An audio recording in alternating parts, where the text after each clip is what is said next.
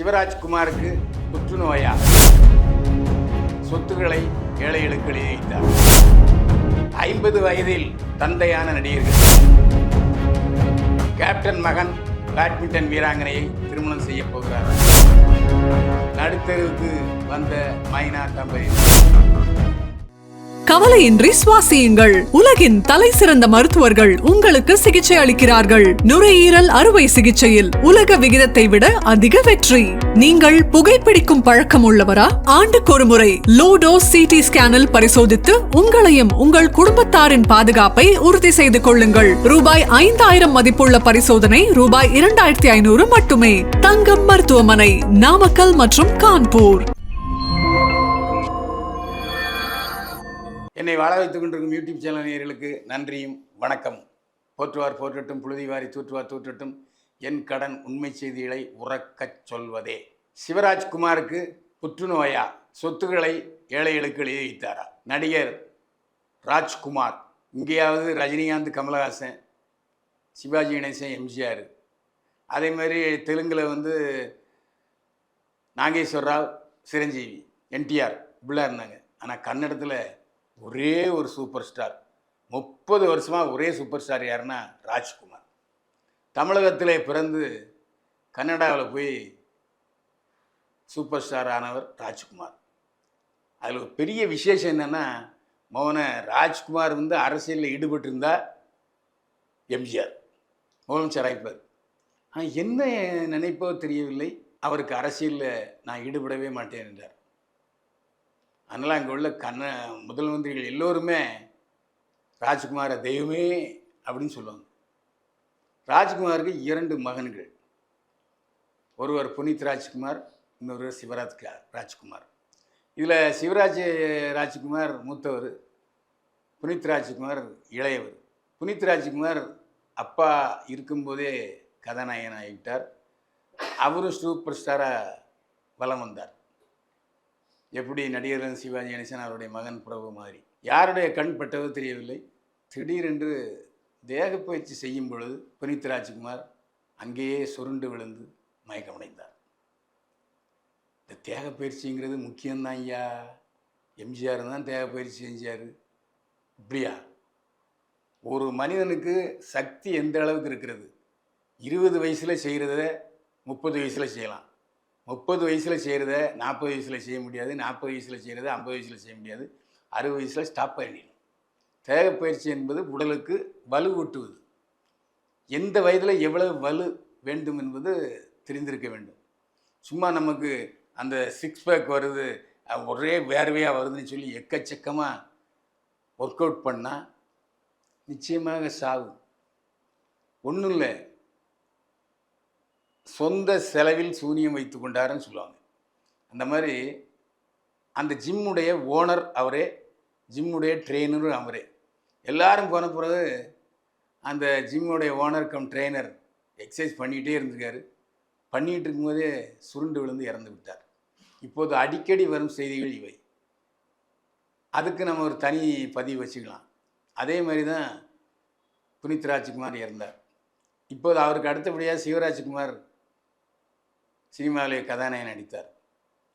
இப்போ ஒரு மாதத்துக்கு முன்னால் எனக்கு உடம்பு சரியில்லை, நான் அமெரிக்காவில் சென்று சிகிச்சை எடுக்க இருக்கிறேன் என்று சொன்னார். அந்த சீரியஸாக யாருமே எடுத்துக்கல. அதுக்கப்புறம் அவர் அவசரம் என்ன சொன்னார், ஒப்பந்தமாக இருக்கும் 2 படங்களுடைய படப்பிடிப்பை உடனே வைத்துக் கொள்ளுங்கள் என்றார். நேற்று முன்தினம் அவர் ஒரு அறிக்கை விட்டிருக்கிறார், புற்றுநோய் சிகிச்சைக்கு அமெரிக்கா போகிறேன். புற்றுநோய் என்பது கவுண்டிங்ஸ் டேஸ்ன்னு சொன்னால் கூட அது பூரணமாக அதிலிருந்து விடுபடுவதற்கு வாய்ப்பு இருக்கிறது. அதனால தான் அமெரிக்கா போகிறேன், கிட்டத்தட்ட 6 மாதம் ஓய்வில் இருப்பேன் என்று சொன்னார் சிவராஜ்குமார். கன்னடா உலகம், அதாவது பெங்களூர், மைசூர் எல்லாமே ஒரு சோகம் கவ்வி கொண்டது இந்த செய்தி வந்தவுடன். அப்போ அந்த சமயத்தில் ஒரு செய்தி இருந்தது, சிவராஜ்குமார் தன்னுடைய சொத்துக்கள் அனைத்தையும் ஏழை எளியவர்களுக்கு எழுதி வைத்து விட்டார், தான் சினிமாவிலே சம்பாதித்தது மட்டும் என் குடும்பத்துக்கு இருக்கட்டும்னு சொல்லிட்டாரு. இன்னொரு செய்தி வந்தது. அப்புறம் பார்த்தா எங்கேயும் எல்லா இடத்துலையும் கிளவி பார்த்தா உயிர் எழுதி வைக்கல, அப்புறம் கூகுளில் பதிவு போடல, அவருடைய வீடியோலையும் எதுலேயுமே சொல்லலை. ஆக அவர் இந்த தகவல் சிவராஜ்குமார் தன்னுடைய சொத்துக்களை எல்லாம் ஏழைகளுக்கு எழுதி வைத்து விட்டார் என்ற தகவல் பொய் என்பது இப்போது நிரூபணமாகி இருக்கிறது. எது எப்படியோ சிவராஜ்குமார் அமெரிக்காவிலே போய் சிகிச்சை பெற்று அந்த புற்றுநோய் என்கிற அபாயத்திலிருந்து முழுமையாக மீண்டு வர வேண்டும் என்று கிங் சேனல் சார்பிலும் உங்கள் சார்பிலும் என் சார்பிலும் இறைவனை பிரார்த்திக்கிறோம். 50 வயதில் தந்தையான நடிகர் பிரபுதேவா டான்ஸ் மாஸ்டர் சுந்தரம் மகன். அவருடன் பிறந்த 3 சகோதரர்களும் நடன இயக்குநர்களாக இருக்கிறார்கள். பிரபுதேவா ஆரம்பத்திலே தன்னுடன் நடனமாடிய ரமலத் என்ற நடனடியை காதலித்து திருமணம் செய்து கொண்டார். குழந்தைகள் இருக்கிறது. அதற்கப்புறம் நயன்தாராவை திருமணம் செய்தார். அதுக்கப்புறம் நயன்தாராவுடன் காதல் பிரேக்கப் ஆனது. அதுக்கப்புறம் சும்மா இல்லாமல் ஹிமானி சிங் என்ற பிசியோதெரபி நிபுணரை அவர் திருமணம் செய்து கொண்டார். ஹிமானி சிங் மும்பையை சேர்ந்தவர், பிசியோதெரபி நடத்தி வருகிறார். இவருக்கு ஒரு நடனத்திலே கீழே விழுந்து கை முறிவு ஏற்பட்டது. அதுக்கு சிகிச்சை பெற்ற பிறகு அந்த கை வலித்து கொண்டே இருந்தது. இதன் காரணமாக சிகிச்சை செய்ய வந்தவர் தான் ஹிமானி சிங். சிகிச்சை செய்ய வந்து பிரபுதேவாவை மனதை கவர்ந்து விட்டார், காதலித்தார், திருமணம் செய்து கொண்டார்கள். சமீபத்தில் ஹிமானி சிங்குக்கும் பிரபுதேவாவுக்கும் ஒரு மகள் பிறந்திருக்கிறாள். இப்போது பிரபுதேவாவுக்கு வயது 50. பிரபுதேவா மாதிரியே ரெடின் கிங்ஸ்லிக்கு வயது 48. ரெடின் கிங்ஸ்லி ஒரு 6 மாதங்களுக்கு முன்பு சங்கீதா என்பவரை திருமணம் செய்து கொண்டார். சங்கீதாவும் நடிகை தான். இருவரும் 7 ஆண்டுகளாக காதலித்தார்கள் என்று சொன்னார்கள். சங்கீதாவை திருமணம் செய்து கொண்ட பிறகு 48 வயதான ரெடின் கிங்ஸ்லி நகைச்சுவை நடிகர் தந்தையாகி இருக்கிறார்.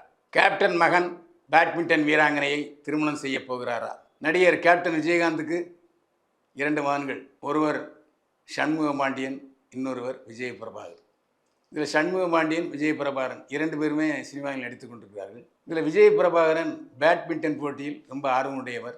அந்த சமயத்தில் ஐபிஎல் கிரிக்கெட் போல பேட்மிண்டன் தொடரையும் நடத்தினார் விஜயகாந்தின் மகன் விஜய் பிரபாகரன். அப்போது பிவு சித்து என்ற பேட்மிண்டன் வீராங்கனையுடன் தொடர்பு ஏற்பட்டது. சித்து கேப்டன் விஜயகாந்தின் குடும்பத்தில் அங்கத்தினரானார்.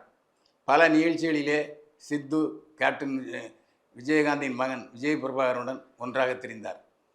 அந்த சமயத்தில் விஜய் பிரபாகரன் சித்துவை திருமணம் செய்ய போவதாக பரவலாக செய்திகள் அடிபட்டன. ஆனால் இப்போது அந்த விஷயத்துக்கு முற்றுப்புள்ளி வைக்கப்பட்டிருக்கிறது.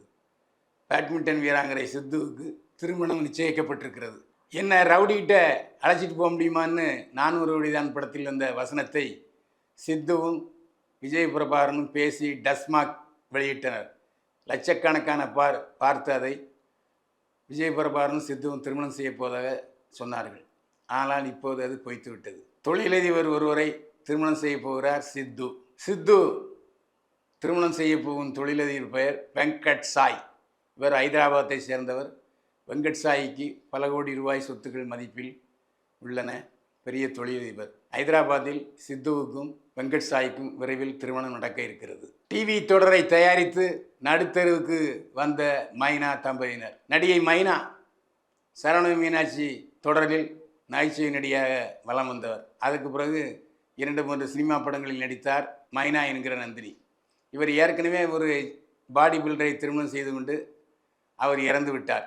அதற்கு பிறகு யோகேஸ்வரி என்ற நடிகரை காதலித்து திருமணம் செய்து கொண்டார்.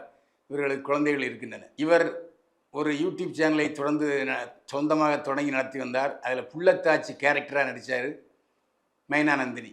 ஒவ்வொரு வாரமும் அதை போட்டு நல்ல காசு சம்பாதிச்சாங்க. அப்போது இவருக்கு 10 லட்சம் ரசிகர்கள் அவருடைய சொந்தமான யூடியூப் சேனல்லையே இருக்கிறாங்க. அந்த யூடியூப் சேனலில் தான் இந்த புள்ளத்தாச்சி நாடகத்தை நடத்தி வந்தார்.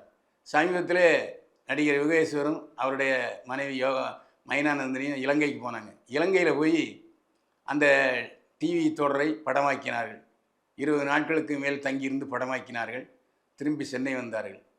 வரும்போது படமாக்கிய ஹார்ட் டிஸ்க் தவறி கீழே விழுந்திருக்கிறது. இங்கே வந்து போட்டு பார்த்தா பிளாங்காக இருக்குது, எல்லாம் எரேஸாக இருக்குது, ஒன்றுமே இருட்டாக இருந்திருக்கு. நொந்து போயிட்டார் மைனா நந்தினியும் நடிகர் யோகேஸ்வரன். ஏன்னா சம்பாதிச்ச பல லட்சக்கணக்கான பணத்தை அதெல்லாம் முதலீடு போட்டிருந்தாங்க. இதை பார்த்தது மைனா நந்தினி தன்னோட யூடியூப் சேனலில் பேசியிருக்காரு. நான் சம்பாதித்த சொத்துக்கள் அனைத்தையும் இந்த டிவி சீரியல் ஹார்ட் டிஸ்க் பழுதானதால் இழந்து நடுத்தருவில் இருக்கிறேன். என்ன செய்வது என்று எனக்கு புரியவில்லை என்று கண்ணீர் விட்டு புலம்பியிருக்கிறார் மைனா நந்தினி. நேர்களை இது போன்ற பரபரப்பான சினிமா துணுக்களுக்கு கிங் சேனலை சப்ஸ்கிரைப் பண்ணுங்கள், ஷேர் பண்ணுங்கள். நீங்கள் ஷேர் பண்ணியிருந்தால் மற்றவர்களையும் ஷேர் பண்ண சொல்லுங்கள். மீண்டும் சந்திப்போம். வாழ்க வளமுடன். கவலையின்றி சுவாசியுங்கள். உலகின் தலை சிறந்த மருத்துவர்கள் உங்களுக்கு சிகிச்சை அளிக்கிறார்கள். நுரையீரல் அறுவை சிகிச்சையில் உலக விகிதத்தை விட அதிக வெற்றி. நீங்கள் புகைப்பிடிக்கும் பழக்கம் உள்ளவரா? ஆண்டுக்கொரு முறை லோடோஸ் சிடி ஸ்கேனில் பரிசோதித்து உங்களையும் உங்கள் குடும்பத்தாரின் பாதுகாப்பை உறுதி செய்து கொள்ளுங்கள். ரூபாய் 5000 மதிப்புள்ள பரிசோதனை ரூபாய் 2500 மட்டுமே. தங்கம் மருத்துவமனை, நாமக்கல் மற்றும் கான்பூர்.